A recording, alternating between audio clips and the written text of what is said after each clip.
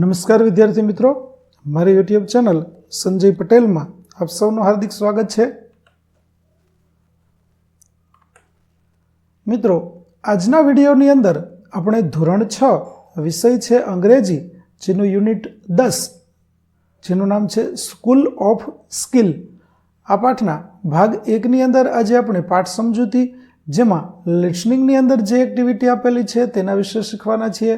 વિદ્યાર્થી મિત્રો, જો તમે મારી ચેનલમાં નવા હોય તો મારી ચેનલને જરૂરથી સબસ્ક્રાઈબ કરો.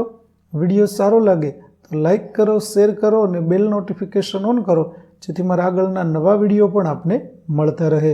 તો ચાલો મિત્રો, શરૂ કરીએ પાઠ 10 ભાગ 1. સૌપ્રથમ આપણને એક પોયમ આપેલી છે જેનું નામ છે ડોન્ટ ગીવ અપ. તો ચાલો આપણે તેને ભાષાંતર સાથે સમજતા જઈએ.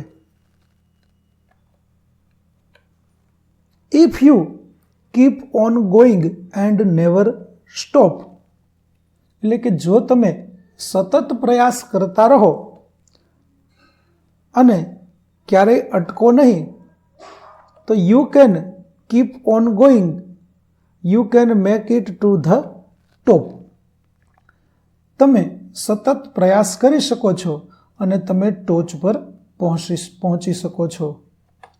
Life is full of mountains, જીવનમાં ઘણા અવરોધો આવે છે. માઉન્ટેન્સ એટલે અવરોધો. Some are big and some are small, કેટલાક મોટા અને કેટલાક નાના હોય છે. But if you don't give up, you can overcome them all. પણ જો તમે હાર ન માનો તો તમે બધા જ અવરોધો દૂર કરી શકો છો. So keep on going, try not to stop. તેથી સતત પ્રયાસ કરતા રહો, પ્રયત્ન કરો કે અટકો નહીં. When you keep on going, you can make it to the top. જ્યારે તમે સતત પ્રયાસ કરતા રહો છો ત્યારે તમે ટોચ પર પહોંચી શકો છો. તો આ રીતે સતત આગળ વધવા માટેની પ્રેરણા આપતી પોયમ છે તે આપણને આપવામાં આવેલી છે કે જો તમે સતત ને સતત પ્રયત્ન કરતા રહેશો તો હંમેશા તમે આગળ વધી શકશો. ચાલો આગળ જોઈએ. વિદ્યાર્થી મિત્રો, આ પાઠની PDF જોવા માટે પ્લે સ્ટોરમાં જઈ અમારી એપ્લિકેશન વિશ્વગુરુ STD 1 થી 12 ગુજરાતી ડાઉનલોડ કરી તમારા મોબાઈલમાં ઇન્સ્ટોલ કરો. જે તમે શરૂ કરશો તો આ પ્રકારે જોવા મળશે, જેમાં બધા ધોરણની અંદર ધોરણ બતાવશે, ધોરણ પસંદ કરશો એટલે વિષય બતાવશે, વિષય પસંદ કરશો એટલે પાઠનું નામ બતાવશે. જેમાં તમે વિડીયો ઉપર ક્લિક કરશો તો વિડીયો જોવા મળશે અને PDF ઉપર ક્લિક કરશો તો તમને PDF જોવા મળશે. તો આશા રાખું છું અમારી એપ્લિકેશન આપ સૌને ગમશે. જરૂર ડાઉનલોડ કરજો, જે એકદમ ફ્રી છે. કોઈપણ પ્રકારના ચાર્જ વગર તમે વિડીયો અને PDF જોઈ શકશો. તો ચાલો મિત્રો, હવે આગળ વધીએ. Find out the words from the poem that have sounds as given below.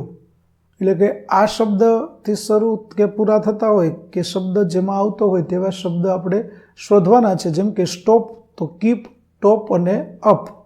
ડ એટલે કે ડી આવતો હોય તેવા ડોન્ટ અને એન્ડ. ક તો મેક અને keep.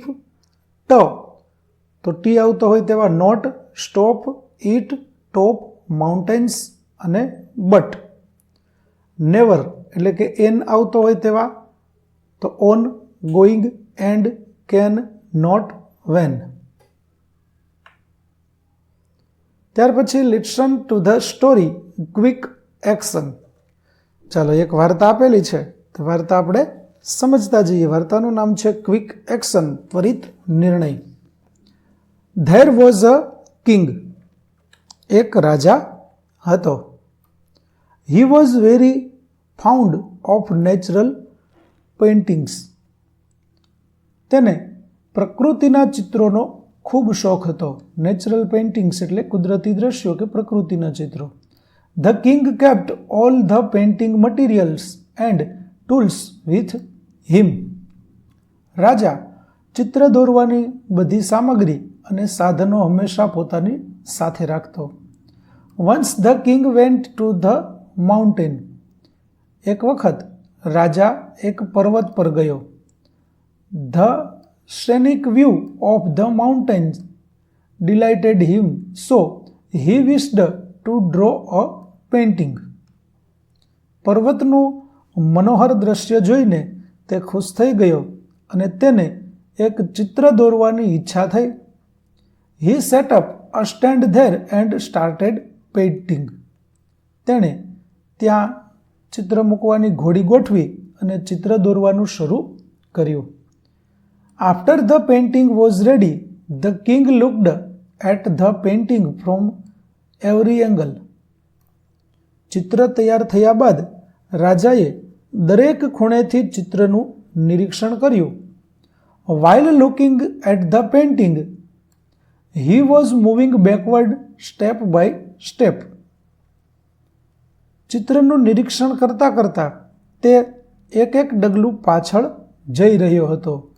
As he did so, he reached the edge of the mountain. આમ કરતા કરતા તે પર્વતની ધાર પર પહોંચી ગયો. A shepherd boy was standing far away, saw this. દૂર ઊભેલા એક ભરવાડના છોકરાએ આ જોયું. The boy ran there and tore the picture with his stick. તે છોકરાએ ત્યાં દોડીને પોતાની લાકડીથી તે ચિત્ર ફાડી નાખ્યું. The king became furious and caught the boy angrily and said, "Hey, do you know what punishment you will get for doing this?" રાજા ખૂબ ગુસ્સે થયો અને ગુસ્સામાં તેણે છોકરાને પકડીને કહ્યું કે આવું કરવા માટે તને શું સજા થશે તેની તને ખબર છે? છોકરાએ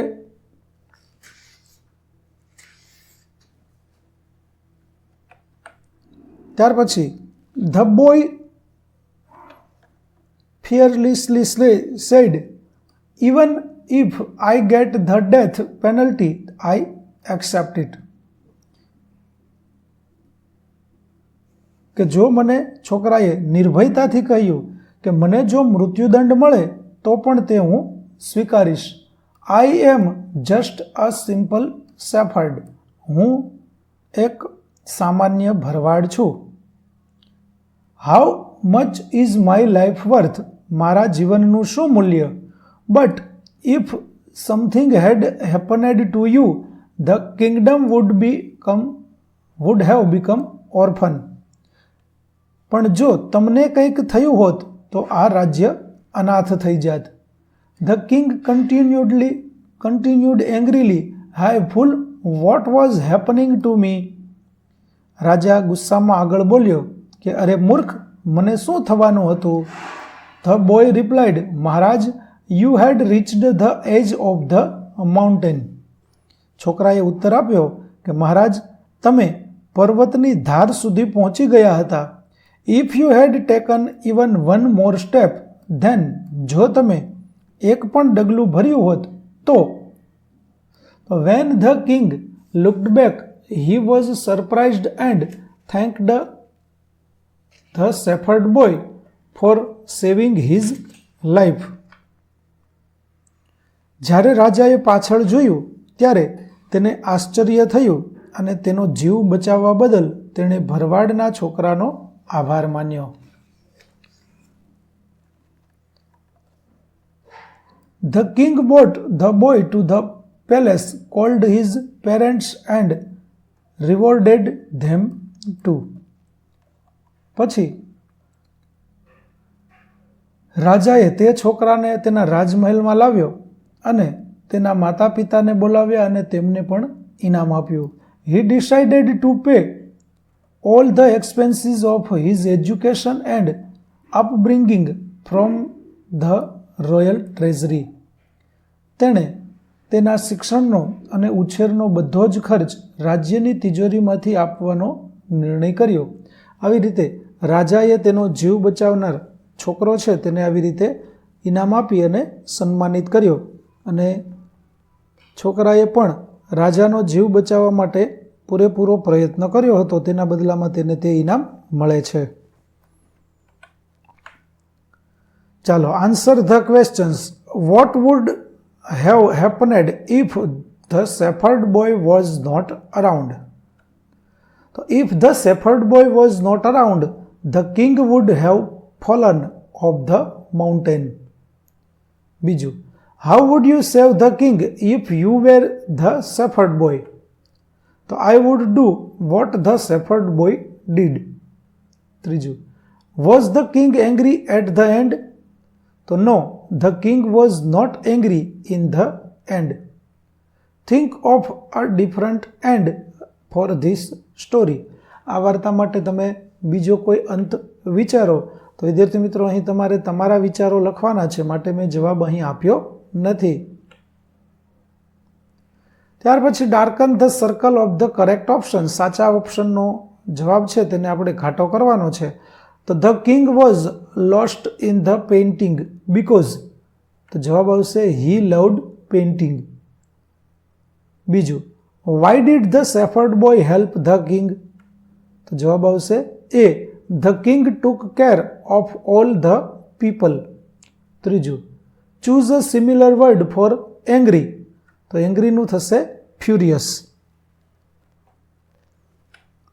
તો વિદ્યાર્થી મિત્રો, અહીં આપણો પાઠ 9 પાઠ 10નો ભાગ 1 છે તે પૂરો થાય છે. આગળના ભાગનો વિડીયો મેળવવા માટે મારી ચેનલને જરૂરથી સબસ્ક્રાઈબ કરો, તેમજ PDF જોવા માટે પ્લે સ્ટોરમાંથી અમારી એપ્લિકેશન વિશ્વગુરુ STD 1-12 ગુજરાતી ડાઉનલોડ કરો, જેમાં આપને ધોરણ 6 તમામ વિષયના સ્વાધ્યાય સોલ્યુશન, સ્વાધ્યાય પોથી સોલ્યુશનના વિડીયો અને PDF મળી રહેશે, જે એકદમ ફ્રી છે. કોઈપણ પ્રકારના ચાર્જ વગર તમે વિડીયો અને PDF જોઈ શકશો. ફરી મળીશું નવા વિડીયો સાથે. ત્યાં સુધી આવજો.